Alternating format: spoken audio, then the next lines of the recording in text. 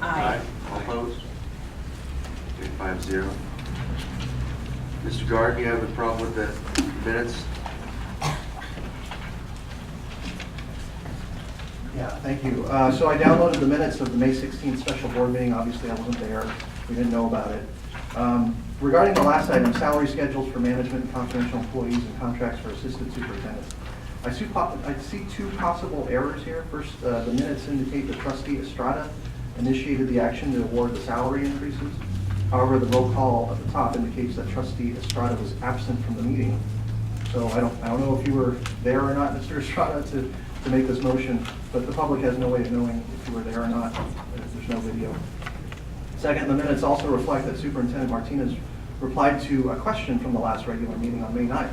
I believe it's a question that I asked, and she noted that the fiscal impact for increasing the assistant superintendent salaries is $9,700. I feel really confident that that's not an accurate number. A 4% raise for one assistant superintendent is right around five grand. Multiply that by 3 and you get to $15,000. And then you factor in the 3% raise for next year, that's another $4,200 per person. So you're at $13,000 for the second year. So altogether, the fiscal impact is more than $27,000, which doesn't even account for the impacts to the STRS retirement, which Mr. Stratton is always standing up here and saying is this huge liability for the district. So I just want the record reflected. Are you saying that she didn't say that, or that that's inaccurate? It's not accurate. Well, okay, but the minutes are just supposed to be saying what's been said, right? But what she reported at the meeting is not accurate. Okay. But are we to say that this is not an accurate transcription of what occurred at that meeting? Well, I guess you have a point there, but can the minutes of this meeting reflect the true numbers? Today's meeting? Yes. Okay. Absolutely. Thank you. Mr. Henry. Sean here, yes. So I do think it's important. I know that we've mentioned what we've thought is important in the past about what occurs in the notes being accurate. In this case, if you have an important vote and you have two bits of information, you have to update one or the other to basically say whether Mr. Estrada was present or whether he was not, and to basically say, because if you pass a motion and the person's not there to present it, you have inconsistencies, and I don't know about all the rules and laws, different things like that. That could just be a problem. I know you don't like changing your notes, but in this case, I think it's important since a vote was taken and the accuracy of it and trust, especially when it was in a special meeting and no one was there to see it, is in question. So who made the motion? I'm sorry, the motion was made by Foster, I think I Hoffman, did. and seconded by Amy. So that needs to reflect that change on them. Can you repeat that again? The motion was made by Foster Hoffman, and seconded by Amy Ish. And Mr. Estrada was not at that meeting.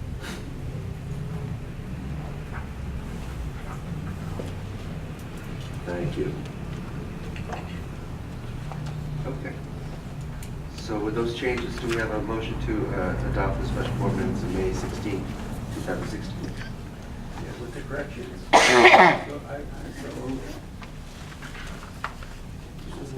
Second. Okay. We got a motion to second to approve the minutes for the May 16 special meeting. All in favor, say aye. Aye. Aye. All opposed? 5-0. Okay, we're going to move on to 5A, B, and C. Oscar Brown, SCTC. So, some SCTC members stated some concerns about these positions being contracted out. I understand there's a shortage. It's not about not hiring people from contract agencies. The concerns were, do they understand what the process is here? Do they go to a training to familiarize themselves with the job description and what they have to do? And if there is, and if they get evaluated, because there's been some concerns about the way they are doing their job, or in this case, refusing or not doing their job. So do they get evaluated? Do they not get evaluated? Do they go to some training so they know how our system works here? So it was just questions. I'm not questioning going outside. So those were some of the concerns that were brought up.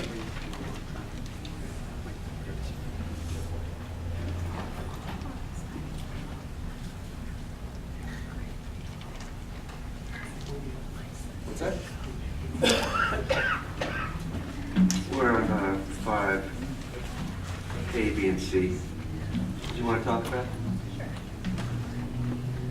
Ms. Vieira has the floor. Beth Gear, Director of Special Education. To address the questions, the outside service providers are interviewed once they are referred from outside agencies. And the same procedures as far as background checks and TB tests, which we have to do with all employees, are conducted. As far as providing trainings, they do attend all of our special education staff meetings, especially to their particular domain, as far as if it's speech or OT or just general special education training. As far as evaluation, I would have to HR. Does that answer the question? Yes. Well, besides attending the meetings is different than attending a training. Okay, I guess I should be more specific. A lot of our meetings, we have trainings, and the majority of the training would be how to do our special education input system.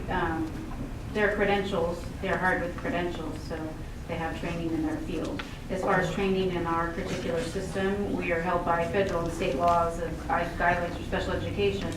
But our particular trainings as far as how to use our special education information system are provided by MCOE, and they attend those. Those MCOE folks attend our meetings and provide training in the staff meetings. So I mean, perhaps the people who've got problems with individual people not doing their job should talk to the boss. Make a report or something, yes. Evaluations. Did you know? Evaluations, or, Oh, would you like me to address that? please, Mr.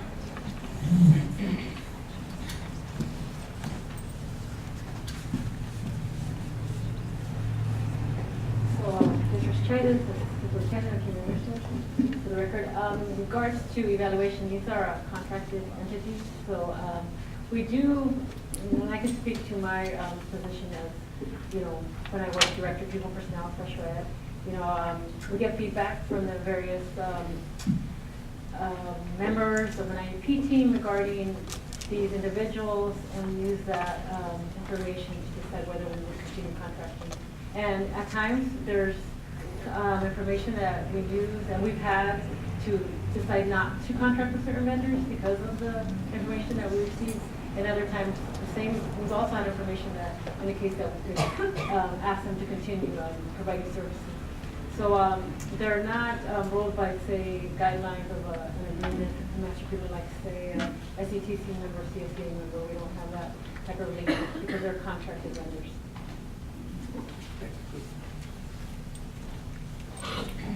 I just wanted to comment to the board that all these positions that are being proposed on the consent agenda are hard to fill positions. We don't have the personnel to be able to meet the needs of the special needs students in our district, and these are driven by their IEPs. And so in order for us to be able to meet the legal requirements required by these, by the IEPs, it's necessary for us to hire these folks. I wish we really had enough candidates to hire. We wouldn't be bringing these contracts to the board if we indeed had the qualified candidates to work within our district.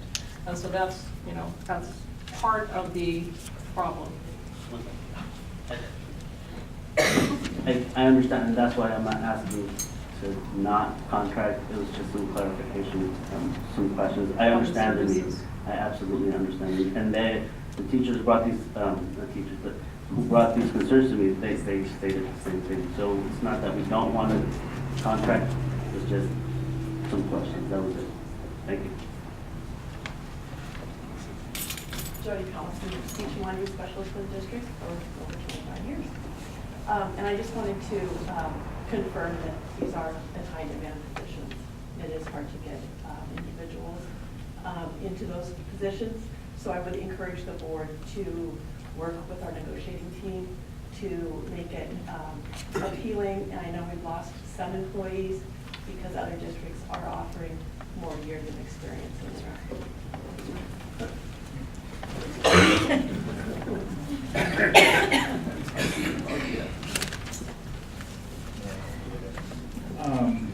Just to follow up a little bit on that, yes, there is high competitiveness for special education specialists.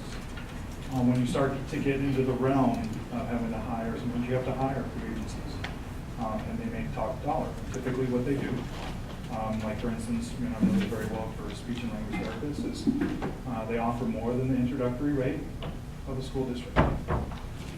What they charge all of y'all is a huge amount. So they suck up all the new college students, and we pay top premium. So what was just said here about reaching out to your bargaining unit is that ultimately when you look at the total costs, once you start hiring through agencies, it's very hard. And the supply and demand is being manipulated by professional agencies. So if you're aware of that, then you can go to some of these San Jose States, different colleges, and go there and get them before they sign on the line, because you know what, many people want to move to a community, and you don't get to do that when you're with a professional agency. They're the headhunters, they own you, and you can't necessarily make your own contract with the district. So what was said here was very wise. Thank you. Good. So do we have a motion to approve 5A, B, and C of the consent agenda? I move to approve A, B, and C on the consent agenda. 5, A, B, and C. Second. Okay, it's a motion to second on the floor. All in favor, say aye. Aye. Aye. All opposed? Yes. Okay, motion passes. Do you have questions about 5F? Yes, and it's, again, because I don't really, I'm just learning these things. It's more out of curiosity than anything.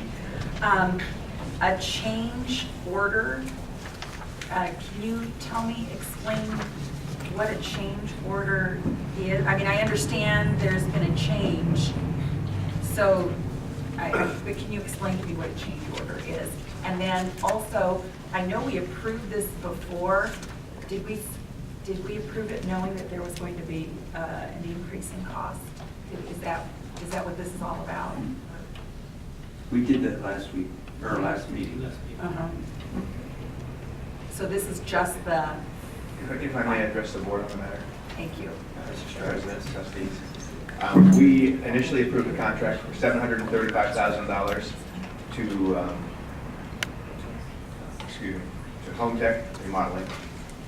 And then we found out that Facebook, for their huge complex, had bought all the windows, and when we got in line, we couldn't get windows in time to do this over the summer. So we redesigned, we met with the contractor with an option of canceling out. The second contractor could not have performed either, and that was a $1.4 million bid. We sat with the contractor and looked at alternate delivery, and with guidance from the board, to do the operation in 2 phases. So over the summer, we will take the windows out, we'll renovate all the hazmat, we'll do all the painting, we'll do all the prep, all the new wood we need to replace the old wood. We'll then demobilize and then have the contractor come back for phase 2, starting the Tuesday after Labor Day, and in September into the 1st of October. In phase 2, remove the old enclosures that'll be tacked back in safely and put the new windows in, and then do the final touch-up work.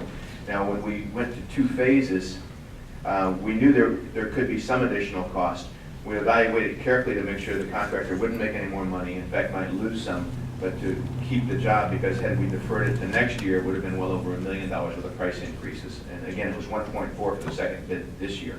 So we took into consideration in meeting with the contractor that we were requiring him to not disrupt classes, and so they will work at night till 11 at night after class is out. They'll put in 3 sets of windows in phase 2 every night approximately.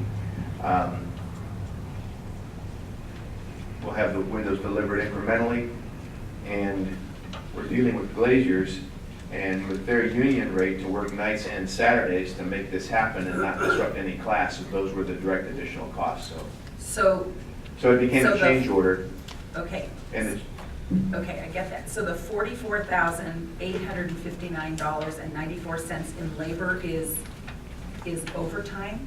the 59,000 is the additional, the change orders need to be approved by the board, and those costs are the direct costs of the 2 mobilizations, the working nights and weekends, and re-renting equipment. Yeah, but I was just trying to, I'm just trying to figure out the the change order. So it's basically, we're paying close to $45,000 in overtime to do this on nights and weekends? All the costs with 2 mobilizations, so they'll mobilize, demobilize, and then remobilize in September, work Tuesdays through Saturdays, the evening rate and the differential weekend rate. Yeah, I just needed an explanation. And then, but it is overtime. It is over. Okay, and then the $8,000 in equipment is, they're gonna need to have more? Additional equipment rental for a longer period of time because they were going to do everything at both schools over the summer period had the windows been available. Okay, So there were significant additional direct costs in labor and equipment rental that we sat down with them, talked in great detail, and we feel very comfortable that this is a good solid number and we'll bring it to the board for approval to move forward with it. okay. And help me remember, it wasn't our fault that these windows didn't get. If we had- Did something happen, like on their end? There were 2 things. When we issued the contract to them, in that period of time, Facebook put their order in, and Facebook wrote a check for a lot of windows up front. The window contractor that makes the windows, the fabricator, that we chose as our sole source for windows to meet that old historic look, put us in line after Facebook. He could not put us in line before Facebook because he wouldn't take our money. It had to come from a contractor that had a window license. And so it was kind of a catch-22. We offered to pay, he couldn't take our money, it had to come from the contractor. We had to let the contract, and Facebook jumped in with thousands of windows. We were ordering about 300. So as we investigated that, the option was to regroup and do it next year. And I'm comfortable it would be well over $1 million, given that the second bid was 1.4 this year. And we know that the window costs are going up by 12%. So we elected, after getting some guidance, to avoid litigation over the matter, to move forward in the 2 phases.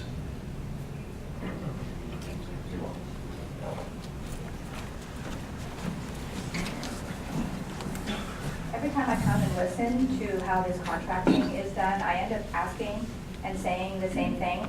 Are you going to be able to verify anything that Mr. Stratton just said? Well, we have a contract here.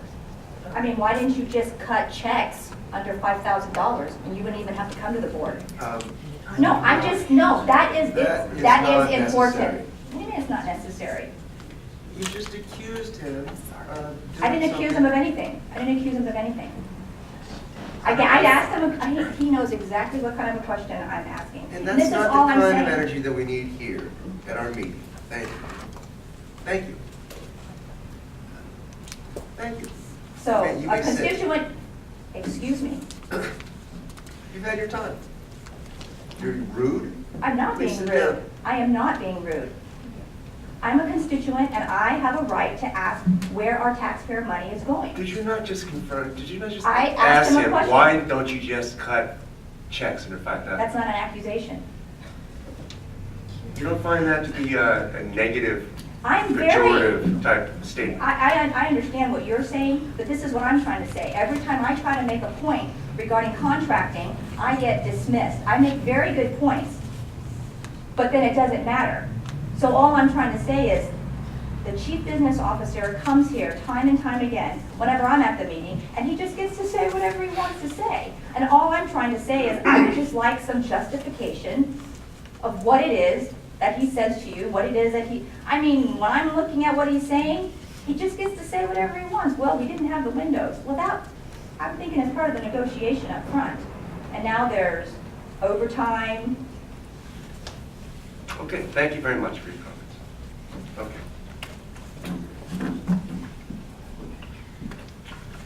Do we have a motion to approve 5F? I move to approve 5.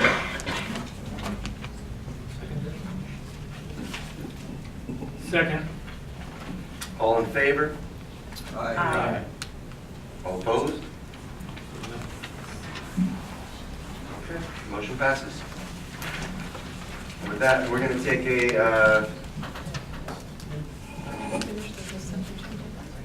are we still on more consent agenda? We're done.